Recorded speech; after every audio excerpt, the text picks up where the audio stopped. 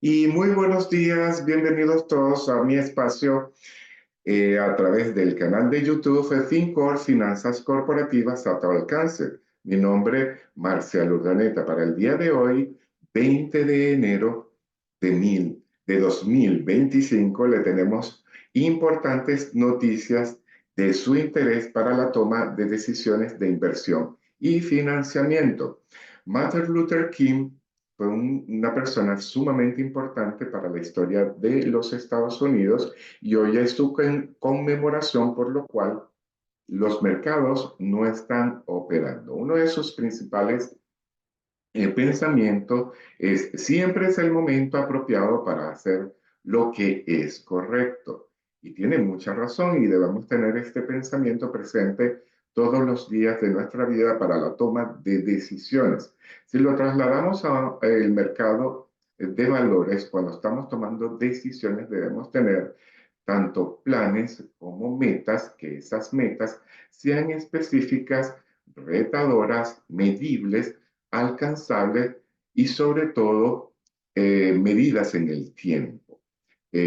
Al seguir estas metas al pie de la letra y tener estas estrategias para la toma de decisiones, debemos seguirlas eh, al pie de la letra para que podamos tomar decisiones acertadas. Recordemos, siempre es el momento apropiado para hacer lo que es correcto. También les informo que el día de hoy, por si no lo saben mucho, todos estamos enterados de esta noticia, que es la juramentación de Donald Trump como presidente número 47 de los Estados Unidos. Y lo interesante es que hoy comienza un nuevo periodo para este país, pero también es interesante que ya ha tenido otros 4 años de gobierno. Entonces, cuando estamos haciendo decisiones, debemos basarnos en analizar lo que sucedió en el pasado para poderlo proyectar hacia el futuro.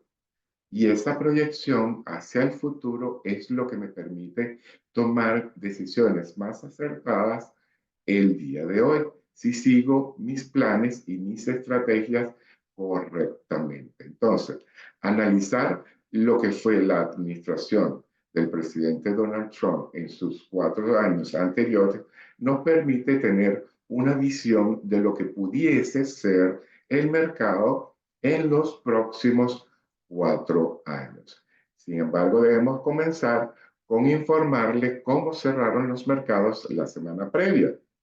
Y para el día viernes 17 de enero, los futuros vinculados a el Standard Poor's avanzaron en un 1%. El Dow Jones subió más de 334 puntos y eso representó un 0,78%. El Nasdaq Composite avanzó en 1,51%. Esto que nos permitió registrar la mejor semana desde las elecciones presidenciales de noviembre. Recordemos que después de las elecciones presidenciales, por un acuerdo que hizo la Reserva Federal, no emitió sino hasta que transcurrieran estas elecciones sus reportes acerca de sus decisiones sobre las tasas de interés, que es un aspecto sumamente importante para el comportamiento de los activos financieros. Y en esa oportunidad anunció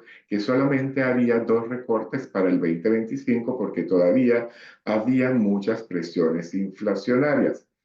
Eso hizo que los mercados retrocedieran. Recordemos que si hay percepción de que hay mucha inflación o que hay presión hacia la inflación, la Reserva Federal debería suspender la bajada de las tasas de interés que prometió o, al contrario, pudiese subirlas. Y esa expectativa hacia los inversionistas fue negativa para las bolsas de valores, porque se revalorizaron los bonos de deuda pública y bajó los activos financieros.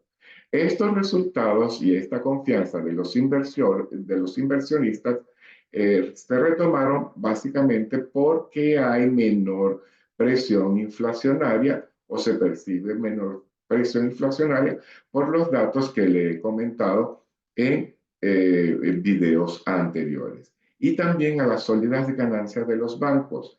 Recordemos que estamos en temporada de earnings y los primeros que dan sus datos de resultados de su rentabilidad son los bancos y han sido extraordinarios, en especial el de JP Morgan. Y esto ha hecho que se perciba que el resto de las compañías que van a seguir suministrando información sobre sus resultados económicos van a ser positivas y eso también ha influido en que vuelva la confianza de los inversores.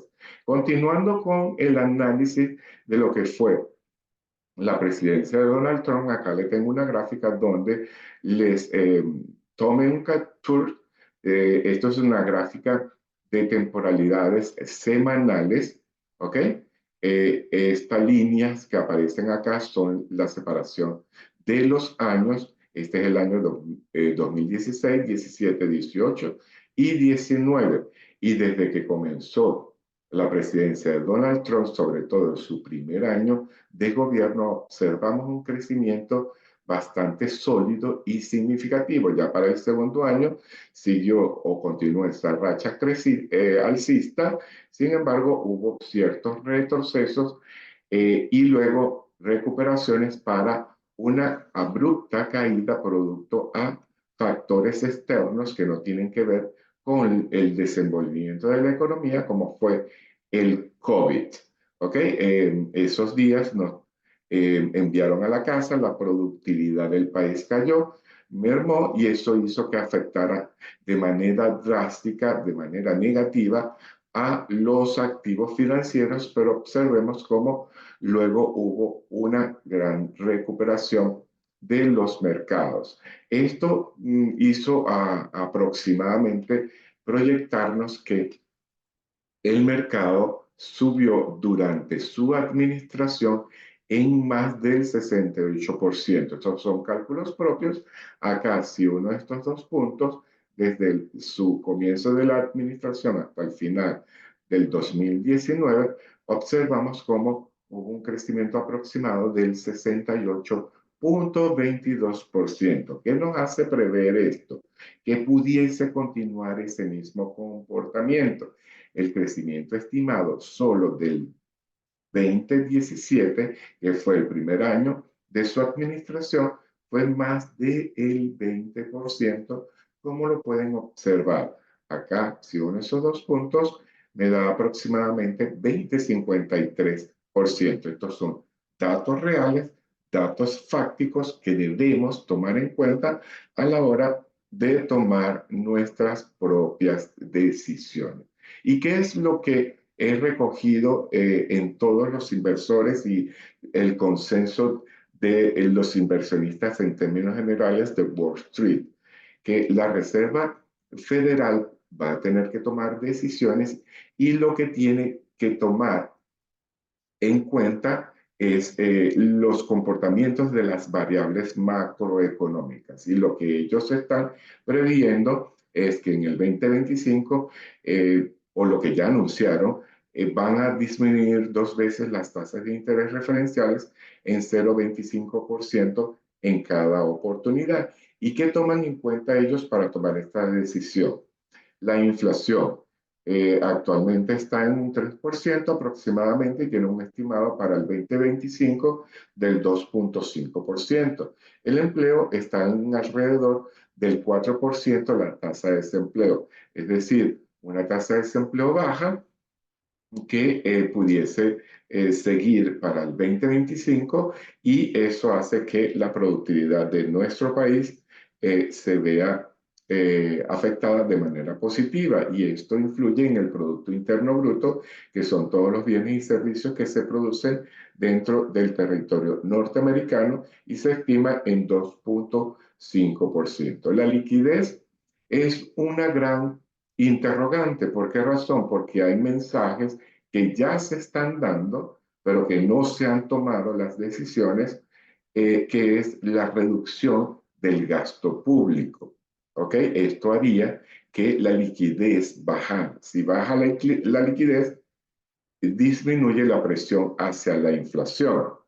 También una unificación de la tasa impositiva para calcular de manera más eficiente los impuestos y esto haría que se incrementara la recaudación de impuestos.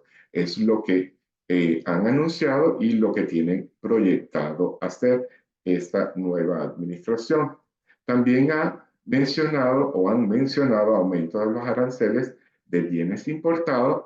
Ahora, este dato, si aumentan los aranceles de los productos que compran en los Estados Unidos de países, de terceros países, esto haría que esos productos importados y la importación de bienes en los Estados Unidos es significativamente alta, se incrementen sus precios y al incrementarse sus precios pudiese presionar al alza a la inflación. Entonces, los dos primeros eh, anuncios que han decretado pueden hacer disminuir la inflación, pero este pudiese hacer que la inflación retroceda.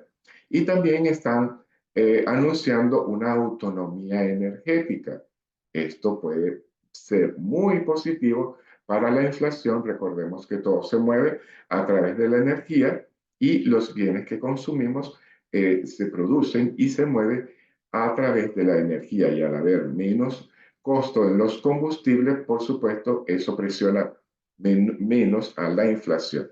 También están mencionando el tema de el cierre de las fronteras y esto pudiese afectar también a la masa laboral que pudiese estar ingresando a los Estados Unidos y pudiese hacer pudiese haber una presión hacia los precios y hacia la inflación. Entonces hay mensajes contrarios que pudiesen afectar de manera positiva o negativa la inflación y por supuesto las decisiones que pudiese tener la Reserva Federal. Todo esto hay que tenerlo en cuenta a la hora de tomar nuestras decisiones de inversión. Y para las proyecciones del 2025 basado en estas variables macroeconómicas, eh, establecen los grandes inversores de Wall Street que las previsiones muestran que la mayoría de los estrategas esperan un crecimiento de 2 dígitos aproximados. Este es el consenso general para el Standard Poor's en 2025. Recordemos que en el 2016 fue de más del 20%. Y, sin embargo, los analistas esperan que el Standard Poor's suba un 14.8% según FactSet. ¿Ok? Eh, son 2 dígitos. Es importante que si tomamos decisiones a mediano y largo plazo tengamos en cuenta esta proyección o esta percepción que tienen los inversores, pero también tomemos en cuenta que se cumplió en el primer periodo presidencial del presidente Donald Trump, que hoy se juramenta nuevamente. Ahora, con todo esto que podemos concluir que basado en los datos históricos que le he presentado, las proyecciones macroeconómicas y la estimación de los especialistas e inversores, existe una alta probabilidad que los mercados financieros sean alcistas para el 2025. El futuro es incierto. Esto es lo que podemos estar proyectando y lo que podamos estar haciendo en nuestras previsiones. Sin embargo, hay factores que no se pueden controlar, que ya los vimos reflejados en el 2019 como una pandemia que afectó al mundo entero y que afectaron los mercados financieros, es decir, que si todo lo que hemos mencionado permanece constante, estos pronósticos son muy probables que puedan ser cumplidos. Y hay un término que usamos mucho los economistas que es el ceteris paribus, es decir, si todo lo demás permanece constante. Hasta hoy mi transmisión del día de hoy y tomemos en cuenta todas estas proyecciones para tomar decisiones de inversión de manera acertada. Con Dios los dejo, con Dios me voy. Bendiciones para todos.